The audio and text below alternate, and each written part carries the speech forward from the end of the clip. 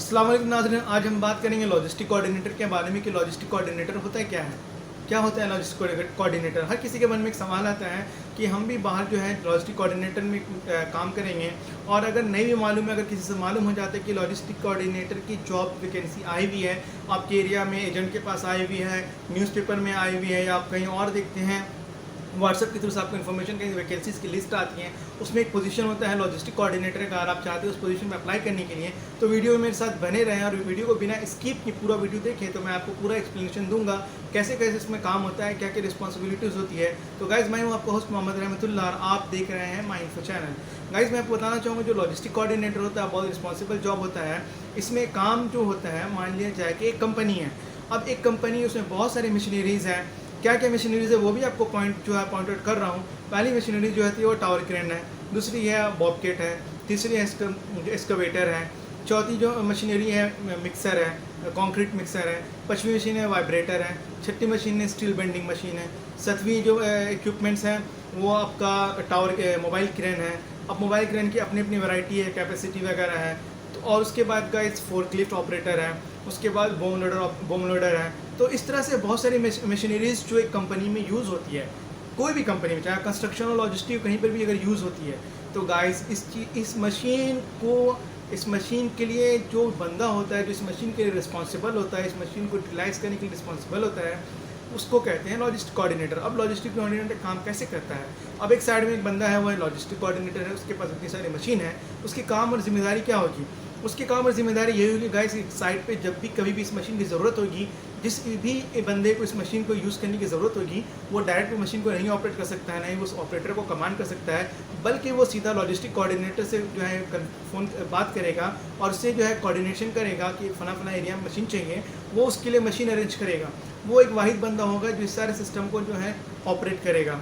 कहीं पर से अगर आपको साइट पे कहीं से साइट के लिए कोई सामान मंगवाना है, ट्रेलर चाहिए, बड़ी गाड़ी चाहिए, छोटी गाड़ी चाहिए, तो वो लॉजिस्टिक कोऑर्डिनेटर ही मैनेज करता है। मान लिया जाए कि आप काम कर रहे हैं, आपकी मशीन ख़राब हो गई है, मशीन जो ख़राब हो गया, अब तो काम रुक गया है, तो अब आप इस चीज़ के लिए क्या करेंगे?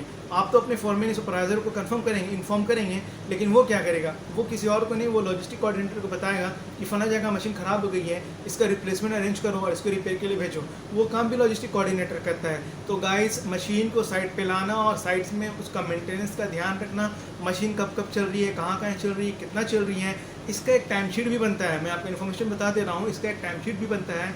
मशीन की अपनी एक टाइम शीट भी होती है। तो गाइज़, आपको अगर टाइम शीट क्या है, कैसा है, अगर ये जानना है तो कमेंट्स कर दीजिएगा, मैं आपसे रब्ता करके आपको एक्सप्लेन कर दूंगा टाइम शीट के बारे में। तो गाइज़, बताना जो इसकी जो है मंथली टाइम शीट बनती है, क्योंकि बहुत सारी कंपनी जो है मोस्टली 99% कंपनी खुद की मशीन नहीं रखती है, वो सेकंड पार्टी से मशीन हायर करके अपने साइट पे यूज़ करती है। तो वो जो सेकंड पार्टी इनवॉइस सबमिट करता है, तो उसके साथ वो टाइम शीट की कॉपी भी सबमिट करता है कि मशीन कहाँ कहाँ कितने कितने देर यूज़ की है। अकॉर्डिंगली टू टाइम शीट जो है वो इनवॉइस तैयार किया जाता है और उसी से उसका बिल पेमेंट क्लियर होता है गाइस। तो यहाँ मैं आपको बता रहा था कि लॉजिस्टिक कोऑर्डिनेटर जो है वो मशीन की जो है उसकी पूरी मेंटेनेंस का भी ध्यान रखता है, रिपेयरिंग का भी ध्यान रखता है, कब मशीन को लाना है, कब मशीन को आउट करना है, कब मशीन को इन करना है, उसकी टाइम शीट वगैरह, उसका अप्रूवल, उसका ओवर टाइम वगैरह, ये सारी जिम्मेदारी लॉजिस्टिक कोऑर्डिनेटर की होती है। जो बड़े बड़े ड्राइवर्स, जो ट्रेलर ड्राइवर्स होते हैं, उनको भी लॉजिस्टिक जो कोऑर्डिनेटर है उन्हीं के साथ उनका जो है फॉलोअप रहता है। वही उनको टास्क बताते हैं कि ट्रेलर कहाँ से कहाँ लेके जाना है, कहाँ से कहाँ तक लेके आना है, कौन सा सामान कहाँ से उठाना है, कहाँ जाके ड्रॉप ऑफ करना है। ये सारी रिस्पॉन्सिबिलिटी लॉजिस्टिक कोऑर्डिनेटर की होती है गाइस। अगर आप भी लॉजिस्टिक कोऑर्डिनेटर हैं तो आपको ये बात बिल्कुल अच्छे से क्लियर होगी और आप समझ रहे होंगे। अगर आप बाहर में लॉजिस्टिक कोऑर्डिनेटर के जॉब में आना चाहते हैं तो रिक्वेस्ट करता हूँ कि आप जो है अपना जो इन्फॉर्मेशन है उसको और स्ट्रॉन्ग करें, फिर गल्फ़ में अप्लाई करें।